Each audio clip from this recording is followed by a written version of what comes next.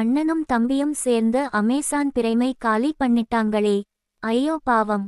Cinema உலகில் OTT என்பது தற்போது முக்கிய வியாபாரமாக மாறியிருக்கிறது.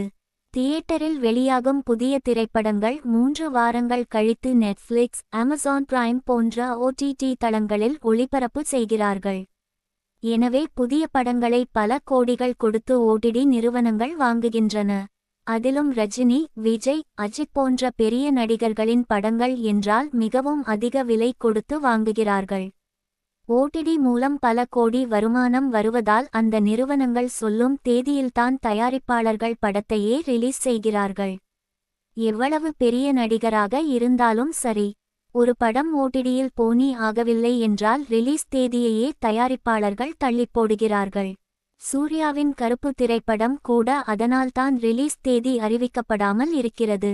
முன்பெல்லாம் பெரிய நடிகர்களின் படங்கள் என்றாலே ஓடிடி நிறுவனங்கள் அதிக விலை கொடுத்து வாங்கின. ஆனால் பல கோடிகள் நஷ்டம் ஏற்பட்டதால் தற்போது ஓடிடி நிறுவனங்கள் சுதாரித்து கொண்டன. எவ்வளவு பேர் படங்கள் பார்க்கிறார்களோ அதில் வரும் லாபத்தில் தயாரிப்பாளருக்கு பங்கு என வியாபாரத்தை மாற்றிக் கொண்டார்கள். ரஜினி, விஜய், அஜித் போன்ற பெரிய நடிகர் என்றால் மட்டுமே முன் தொகையாக சில கோடிகளை கொடுக்கிறார்கள். இந்நிலையில்தான் சூர்யா மற்றும் அவரின் தம்பி கார்த்தி இருவரின் படங்கள் சேர்ந்து அமேசான் பிரைம் நிறுவனத்தை காலி செய்திருக்கிறது. சிறுத்தை சிவா இயக்கத்தில் சூர்யா நடித்த கங்குவா திரைப்படத்தை அமேசான் பிரைம் நிறுவனம் 81 கோடி கொடுத்து வாங்கியது. ஆனால் இந்த படம் தியேட்டரிலேயே ஓடவில்லை என்பதால் ஓடிடியிலும் யாரும் சீண்டவில்லை. ஓடிடி மூலம் அமேசான் நிறுவனத்திற்கு 1 கோடி மட்டுமே வருமானம் வந்திருக்கிறது. 80 கோடி நஷ்டம்.